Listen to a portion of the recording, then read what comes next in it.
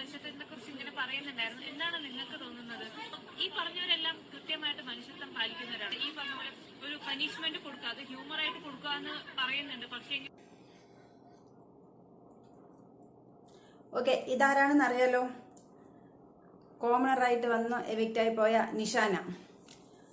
So ഇവരിട്ട് ഒരു post ഉണ്ട്. അതുപോലെ അതിൽ കുറേ കാര്യങ്ങൾ പറഞ്ഞിട്ട് നമുക്കെല്ലാം കാണിക്കാൻ പറ്റില്ല.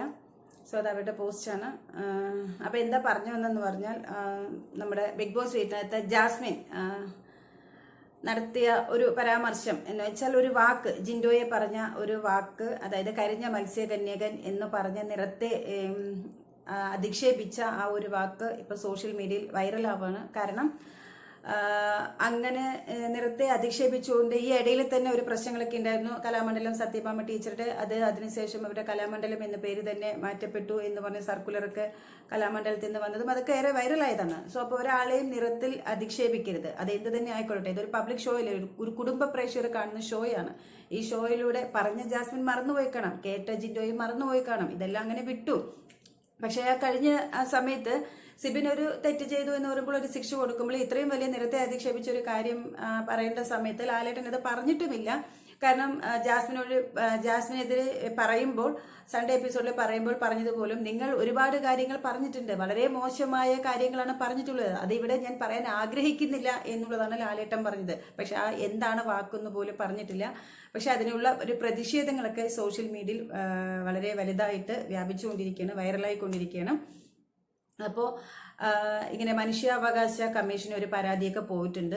ഒരുപാട് ഫോളോവേഴ്സുള്ള ഒരു ഇൻസ്റ്റാ പേജിലാണ് ഈ കംപ്ലൈന്റിന്റെ പൂർണ്ണ രൂപം അവർ സ്റ്റോറി ആയിട്ട് ഇട്ടിട്ടുള്ളത്. അതാണ് വൈറലായിക്കൊണ്ടിരിക്കുന്നത്. ആ കംപ്ലൈന്റിലൂടെ ജോയിൻ ചെയ്തുകൊണ്ട് ഏകദേശം 280 പേര് ഒപ്പിട്ട് കഴിഞ്ഞു. ഇതിങ്ങനെ വൈറലാവുകയാണെങ്കിൽ ഒരുപാട് പേര് അങ്ങനെ ഒപ്പിട്ട് കഴിഞ്ഞാൽ ഇതൊരുപക്ഷെ ശരിക്കും ഒരു കേസ് എടുക്കാനുള്ള സാധ്യത ഉണ്ട്. അത് മാത്രമല്ല, ഇതിപ്പോൾ ജിൻഡോയുടെ അച്ഛനും അമ്മയ്ക്കും അതിന് സമ്മതമാണെങ്കിൽ അവർക്കും പ്രത്യേകിച്ച് കംപ്ലൈന്റ് ഒക്കെ കൊടുക്കാം. ഇതിന്റെ പ്രധാന കാരണം എന്താണെന്ന് പറഞ്ഞാൽ, ഇതൊരു പബ്ലിക് ഷോ, കുടുംബ പ്രേക്ഷകർ കാണുന്നത്. അപ്പോൾ ഈ പൊതുവായിട്ടുള്ള ഒരു പ്ലാറ്റ്ഫോമിൽ വന്നുകൊണ്ട് ഇങ്ങനെ ഒരാളെ അധിക്ഷേപിക്കുന്നത് ശിക്ഷാർഹമാണ്. അങ്ങനെ പറയാൻ പാടില്ല. പ്രത്യേകിച്ച് നിറത്തെ, ജാതി, മതം, രാഷ്ട്രീയം, അങ്ങനെയുള്ള കാര്യങ്ങളൊക്കെ നിരോധിച്ചിട്ടുണ്ട്. അതായത് റൂളിലത്ത് അത് പറയുന്നത് അങ്ങനെയൊന്നും പാടില്ല എന്നുള്ളതാണ്. അതാണ് ഇവിടെ നിറത്തെ അധിക്ഷേപിച്ചിട്ടുള്ളത്. പിന്നെ ഒന്ന് എന്താണെന്ന് പറഞ്ഞാൽ, ജാസ്മിൻ ഈ ബിഗ് ബോസിലേക്ക് ഷോയിൽ പങ്കെടുക്കുന്നതിന് മുൻപ് ബ്യൂട്ടി വ്ളോഗർ ആയിരുന്നു അല്ലേ? അപ്പോൾ ബ്യൂട്ടി വ്ളോഗർ പറയുമ്പോൾ അവർ എന്തിനെ കുറിച്ചിട്ടൊക്കെയാണ് അവരുടെ ചാനലിലൂടെ പറഞ്ഞ് ജനങ്ങളെ ധരിപ്പിച്ച് കുറേ പ്രോഡക്റ്റുകളെല്ലാം എടുപ്പിക്കാനായിട്ട് അതിൻ്റെ ലിങ്കും കാര്യങ്ങളൊക്കെ കൊടുത്ത് അവരത് അങ്ങനെ ചെയ്തത്. അത് എത്രമാത്രമാണ് ജനങ്ങളിലേക്ക് റീച്ച് ആയിട്ടുള്ളത്. അങ്ങനെയുള്ള ഒരു വ്യക്തി ഈ ബിഗ് ബോസ് വീട്ടിനകത്ത് വന്നപ്പോൾ ഇതുപോലെ ഒരു കരിഞ്ഞ മത്സ്യകന്യകൻ എന്ന് പറഞ്ഞൊരാളെ ആക്ഷേപിക്കുന്നതും ഈ ഒരു കുറ്റത്തിന്റെ കാഠിന്യം വർദ്ധിപ്പിക്കാനുള്ള സാധ്യതകളാണ് കേട്ടോ പറയുന്നത്. ഇപ്പൊ സാധാരണ വെളിയിൽ നിന്ന് രണ്ടുപേർ തമ്മിൽ വഴക്കിടുകയാണെങ്കിൽ അത് അത്ര അറിയില്ല. ഇതൊരു പബ്ലിക് ഷോ അല്ലേ? അത് ഇവരുടെ ചാനലിലൂടെ ഒരുപാട് കാര്യങ്ങൾ പറഞ്ഞ് പ്രതിഫലിപ്പിച്ച് അത് ഇൻഫ്ലുവൻസ് ചെയ്ത് ജനങ്ങൾക്കത് ഇഷ്ടപ്പെട്ട് ഒരുപാട് പ്രോഡക്റ്റ് ഇവരിലൂടെ ഇഷ്ടപ്പെട്ട് വാങ്ങുന്നുണ്ടല്ലോ. അപ്പൊ അതൊക്കെ ജനങ്ങൾ എത്രമാത്രം അത് മനസ്സിലാക്കിയിട്ടാണ്. അപ്പൊ അങ്ങനെയുള്ള ഒരു ബ്യൂട്ടി ബ്ലോഗറാണ് ഇതുപോലത്തെ ഒരു സ്ഥലത്ത് വന്നിട്ട് ഇങ്ങനെ പറയുമ്പോൾ അത് പറയാൻ പാടില്ല. സാധാരണ ഇതുപോലത്തെ ഷോയിൽ ആരും പറയാൻ പാടില്ല. അപ്പൊ ഇങ്ങനെയുള്ള ആൾക്കാർ ജനങ്ങളെ തെറ്റിദ്ധരിപ്പിക്കുന്നു, അല്ലെങ്കിൽ പുറത്ത് അവർ വേറെ രീതിയിൽ, ബിഗ് ബോസ് വീട്ടിനകത്ത് വന്നപ്പോൾ വേറെ രീതിയിൽ ഇങ്ങനെ തെറ്റിദ്ധരിപ്പിക്കുന്നു, ഇങ്ങനെ നിർത്തി ആക്ഷേപിക്കുന്നു. അപ്പോൾ പല അഭിപ്രായങ്ങളും ഉണ്ടാകും, അതിനെതിരെയായിരിക്കും ഇതിപ്പോൾ കേസ് പോവുക. അപ്പോൾ ഇതിപ്പോ ഇങ്ങനെ വൈറലായിക്കൊണ്ടിരിക്കുന്നു എന്ന് പറയുന്നതിൽ ഒരുപാട് പേര് ശരിയാണ്. ജാസ്മിൻ ഇങ്ങനെ, പ്രത്യേകിച്ച് ലാലേട്ടന്റെ എന്ന് പറഞ്ഞാൽ ബിഗ് ബോസ് കൊടുക്കുന്ന സ്ക്രിപ്റ്റ് ആണെങ്കിലും അവിടെ ബിഗ് ബോസ് അതിനെ കുറിച്ചിട്ട് ഒന്നും പറഞ്ഞില്ല. അങ്ങനെ പറയരുത് എന്ന് എവിടെയും പറയുന്നതായിട്ട് നമ്മൾ ലൈവിൽ കണ്ടില്ല. മാത്രമല്ല ആ ആഴ്ചയിൽ സിബിൻ ഒരു തെറ്റ് ചെയ്തു. അപ്പോൾ സിബിനെ ശിക്ഷിച്ചു. ആ സമയത്ത് ജാസ്മിൻ അങ്ങനെ ഒരു അറ്റ്ലീസ്റ്റ് ഇത് പറയരുത് എന്നും ബിഗ് ബോസ് പറഞ്ഞില്ല. അല്ലെങ്കിൽ അവിടെ വേറൊരു പണിഷ്മെന്റ്, ഈ വേറെ കുറെ കാര്യങ്ങൾ ചെയ്തതിനാണ് ഡയറക്റ്റ് നോമിനേഷൻ എന്ന് പറഞ്ഞൊരു പണിഷ്മെന്റ് കൊടുത്തത്.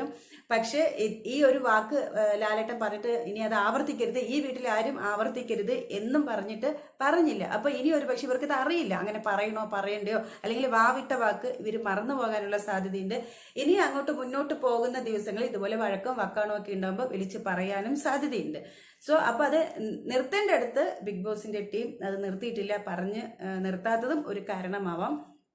അപ്പോൾ ഇതൊക്കെ ആയിരിക്കും ഈ ഷോയിൽ അങ്ങനെ ചെയ്യാത്തതുകൊണ്ട് ഈ പൊതു താല്പര്യം എന്ന രീതിയിൽ കുറേ പേര് അത് അനുകൂലിക്കുന്നു, അവരൊരു പോസ്റ്റ് ഇടുന്നു, കംപ്ലൈന്റ് രജിസ്റ്റർ ചെയ്യുന്നു.